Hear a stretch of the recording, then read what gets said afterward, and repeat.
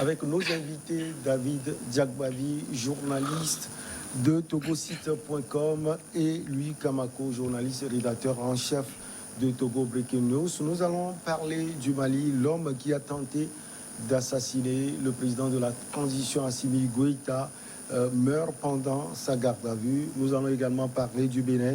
Les démocrates réclament un dialogue national pour sauver, dit-il, la démocratie. La République démocratique du Congo, un policier tire et tue un étudiant à Kinshasa, la capitale. Et puis Togo, Covid-19, le pass vaccinal exigé aux frontières. Chers confrères, merci de répondre à notre invitation. David Diakbavi, bonjour. Bonjour Samuel. Vous allez bien? Bonjour Michel.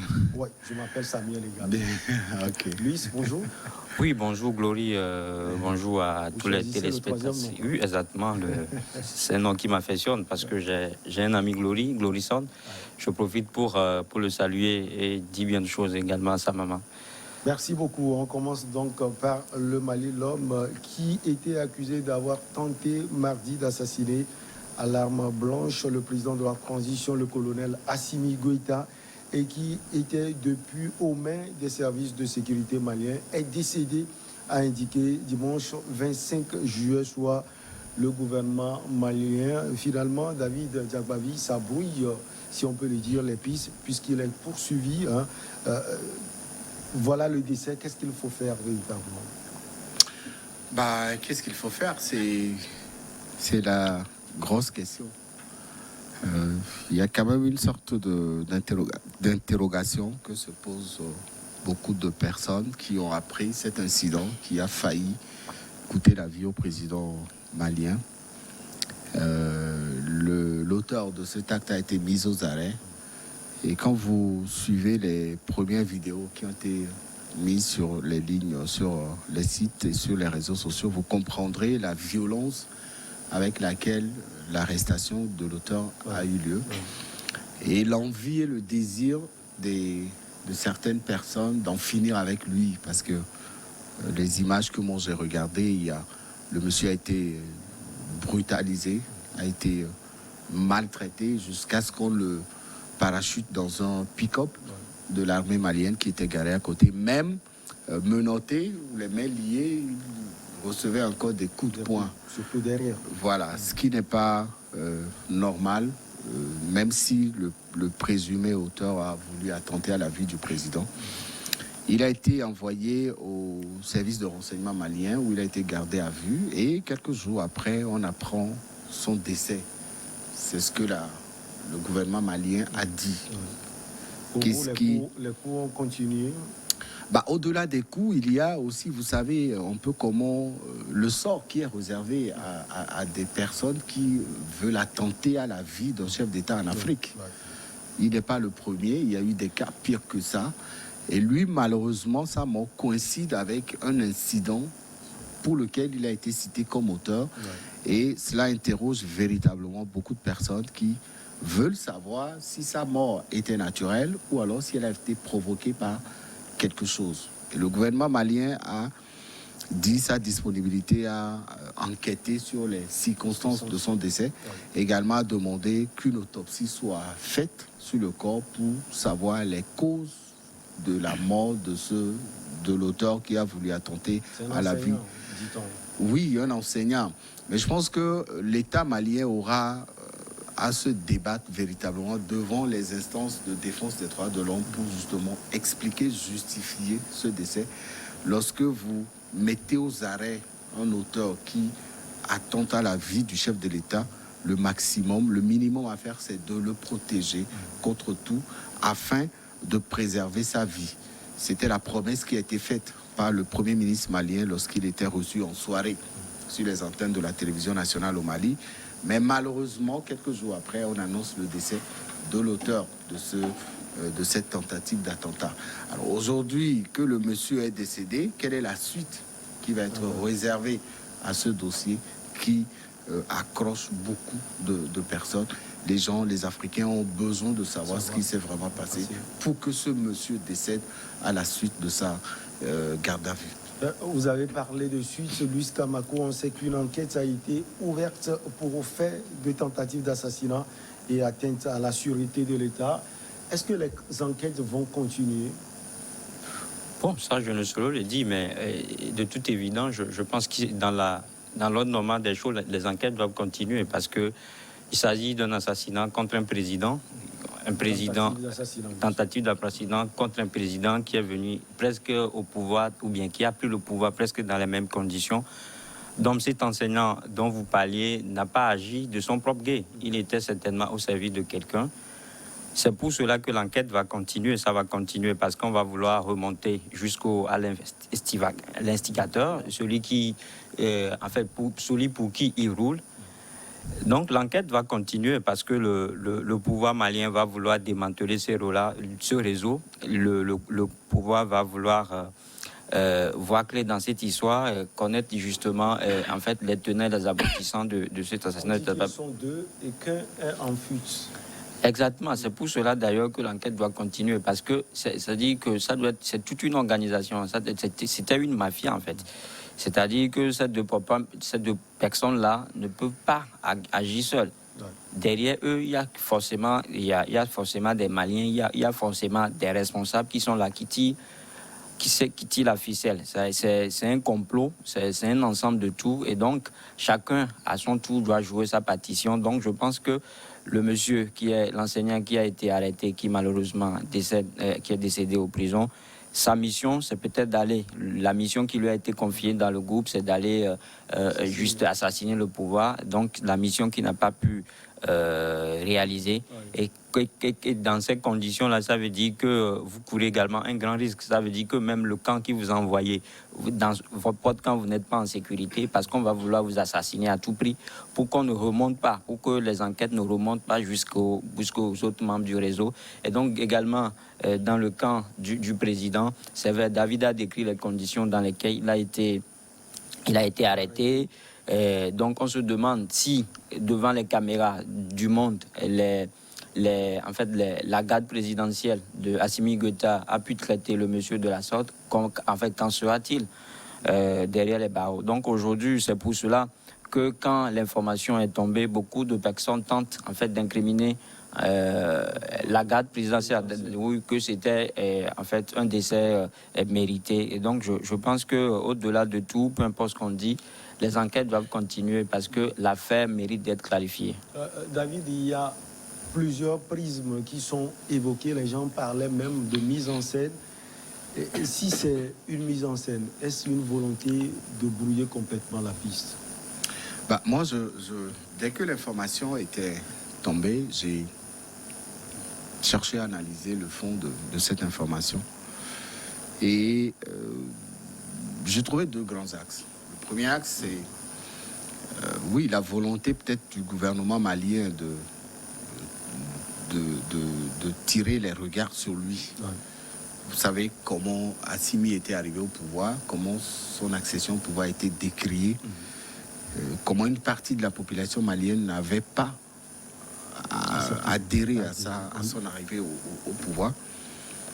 Et après tout ce qui s'est passé, le départ, comment on appelle ça, le coup d'État qui était intervenu après, qui a fait partie de l'ancien président et son premier ministre, et le retour aux affaires de Assimi, étaient des facteurs qui expliquaient aisément que Assimi Goïta avait besoin d'une stratégie pour revenir dans le cœur des Maliens. Il y a cet axe-là aussi qu'il faut regarder aisément. D'où l'angle mise en scène. Voilà, tout s'est tellement vite passé, et je pense que si l'auteur avait véritablement voulu égorger le président malien, il l'aurait fait dans les secondes qui avaient suivi son acte. Moi, j'ai regardé les images, j'ai regardé les vidéos, et si quelqu'un avait prémédité l'assassinat d'un chef d'État, c'était facile, c'était très facile. Il fallait juste voir comment Macron avait été giflé par un Français dans quelques secondes. Voilà. Et donc ça, c'était passé pour beaucoup de personnes. Ce détail était intéressant. Ça, c'est le premier axe. Le second axe, c'est aussi la volonté d'un Malien, ou alors l'exaspération d'un Malien qui a décidé peut-être d'en finir avec le chef de l'État parce que déçu des promesses que Assimi Goïta avait faites et qui tardent à être réalisées. Déçu aussi peut-être parce que Assimi Goïta ne représentait peut-être pas l'espoir que ce Malien portait. Et donc il s'est retrouvé en faux contre le président malien. Et un enseignant, on sait comment les enseignants sont aussi... Il a voulu manifester son mécontentement à travers ce acte qu'il a osé poser sur le président malien. Donc ça peut être un acte isolé d'un citoyen malien qui en a ras-le-bol. En France, la dernière fois, je le disais tout à l'heure, Macron a reçu des gifles parce que ce Français en avait ras-le-bol de la politique de Macron. Et donc c'était le choix qu'il a fait de manifester sa déception de la politique vis-à-vis de la politique de Macron. Ça peut être aussi le même cas pour Assimi Goïta où ces deux axes peuvent expliquer aisément ce qui s'est passé. Alors, même position également, ou bien vous voyez d'autres angles, Luis Camacho? Oui, je ne veux pas complètement en fait remettre en cause ce que David a dit, mais quand vous voyez les dernières déclarations, les premières déclarations que le gouvernement malien a eu à faire juste après l'arrestation de monsieur, on nous faisait comprendre que les tests effectués révèlent de la consommation de substances psychoactives dans l'organisme en fait de cet homme. Ça veut dire aujourd'hui que peut-être ce que dit le David, en fait le deuxième volet de l'argumentation de David est valable. Peut-être un enseignant qui est déçu des conditions dans lesquelles travaillent les enseignants au Mali et qui veut en finir avec Assimi Goïta. Mais là où je collabore, ou bien là où j'adhère également à l'idée ou bien à la thèse selon laquelle ce serait une mise en scène. Ça dit que la fraction de seconde au cours de laquelle l'événement a eu lieu, aujourd'hui nous interpelle beaucoup. David a cité également l'exemple de Emmanuel Macron. Donc tout porte à croire que c'est un acte prémédité parce que c'était filmé. Je me demande qui sont ceux-là qui sont ceux-là qui ont la chance infuse et qui savent que cette situation-là allait se produire en ce moment, puis qu'ils soient sur les lieux et filmés et aussitôt envoyés sur les réseaux sociaux. Deuxième chose, nous sommes des journalistes, vous m'excusez, on sait un peu comment ça se passe. On a vu le média qui a annoncé l'information, c'est-à-dire que c'était un scoop pour un média international. Avant que les médias maliens ne relayent et que ça ne se répande dans le monde. Ça veut dire qu'aujourd'hui, c'est-à-dire que quand vous analysez, quand vous prenez tous ces paramètres-là, on peut donner raison à ceux qui pensent que c'est une mise en scène. Maintenant, là où se pose la question, et c'est pour cela que j'ai trouvé tout à l'heure ta question pertinente, quand tu me demandais de savoir est-ce que les enquêtes vont continuer. Si les enquêtes ne continuent pas. Et d'ailleurs, c'est pas que je vous coupe, le gouvernement rappelle toutefois que son décès ne fait pas obstacle à la poursuite de l'enquête déjà en cours au niveau du parquet de la commune de Bamako. Voilà. La réponse est trouvée. Je pense que le gouvernement a intérêt aujourd'hui à continuer les enquêtes et aller jusqu'au bout et à informer le peuple malien et pas ricocher la communauté internationale sur ce qui s'est passé. Si ce n'est pas fait, c'est vrai que nous sommes en Afrique, on sait comment ces genres d'enquêtes se font. On peut descendre dans les rues et trouver quelqu'un qui n'a plus rien à perdre et venir présenter à la presse que c'est lui l'auteur, que c'est lui également qui a commandité cette tentative d'assassinat. Mais aujourd'hui, ce que souhaite tout le monde, c'est que cette enquête aille là au bout pour que la thèse selon laquelle c'était une mise en scène ne se justifie pas. Déjà, David, on avait parlé des conséquences sur la suite de la transition. Après la tentative de coup d'État, maintenant après le trépas du suspect, les conséquences selon vous? Les conséquences, c'est que les questions de la sécurité reviendront toujours dans le discours de l'actuel gouvernement au Mali, puisque l'actuel gouvernement fonde sa position sur la sécurité du territoire malien, la lutte contre les djihadistes, la lutte contre l'ennemi qui est invisible et qui occasionne des dégâts au sein de la population. Également, l'appel à une sorte d'adhésion à la politique du président Assimi Goïta aujourd'hui. Vous savez, on sait tous comment le colonel était arrivé au pouvoir. Et on a tous vu aussi ses premières ambitions. Quand il était arrivé au pouvoir avec le départ de Ibeka, quand ils étaient là aux affaires, ils n'ont pas hésité à manifester leur désir de rester au pouvoir jusque dans un délai de 3 ans pour assurer la transition. Après, c'est les pressions à gauche et à droite qui l'ont fait partir. Mais plus tard, il est revenu encore. Et quand il est revenu avec beaucoup plus de certitude et de garantie que lui seul peut être la réponse au problème du Mali. Et donc aujourd'hui, qu'il y a eu cette tentative d'assassinat, attendez-vous à en avoir d'autres qui vont suivre, qui seront plus spectaculaires que celui-ci. C'est pas nouveau. Assimi est arrivé au pouvoir il n'y a pas encore 6 mois. D'autres présidents l'avaient fait. Rappelez-vous de ces présidents africains qui organisent eux-mêmes des tentatives de coup d'État. Rappelez-vous de l'ancien président burundais, je crois. C'est Nkurunziza, non? Qui était en mission dans un pays voisin et qui a organisé un coup d'État dans son propre pays pour revenir comme un héros, un sauveur de la République. La Turquie aussi avait organisé, le président Erdogan avait organisé une tentative de coup d'État pour en finir avec ses opposants. C'est des stratégies politiques qui sont connues, sauf que sur ce coup-ci, du côté du Mali, les images, en fait, quand vous interprétez la vidéo qui a été mise sur les réseaux sociaux, vous comprendrez qu'il a manqué en détail, en petits détails qui auraient pu être la réponse à toutes les questions que se posent beaucoup de personnes. C'était que si le monsieur voulait vraiment égorger le président malien, il aurait atteint au moins avant de tenter de l'égorger. Il n'a pas atteint et curieusement, le président s'en est sorti sans aucune blessure. Et donc tout ça, c'est des stratégies pour le président Goïta de faire comprendre aux Maliens que voilà, c'est nous qui sommes là, c'est nous qui serons aussi la solution au problème du Mali. Le dernier mot, Louis, sur la suite, ça a donné à la transition au Mali après le décès.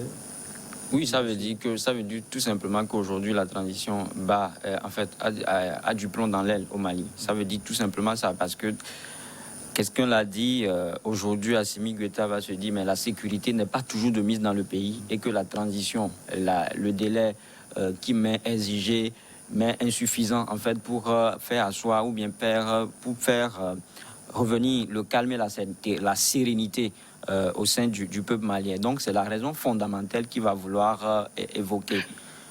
Je crois, c'est-à-dire que qu'on le dise ou non, et c'est pour ça que je dis que l'enquête doit aller au bout, parce que je reviens encore sur cette idée de mise en scène, parce que ces gens datent. En fait, ceux qui commettent ces gens datent, ce ne sont pas des novices, c'est des gens qui se préparent énormément.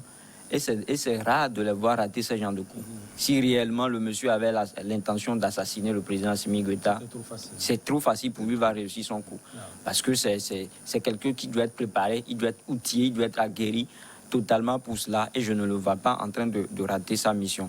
Donc c'est pour cela qu'aujourd'hui, l'enquête doit aller au bout. Et j'aurais aimé que le gouvernement malien, ou bien Assimi Goïta, se prononce sur la transition, sur le délai de la transition. Est-ce que cet événement aura un impact sur le délai requis pour la transition? Tout cela, donc, on en a besoin pour que la paix revienne au Mali. On a aussi besoin d'une légère pause. On va la marquer et on revient après pour la suite.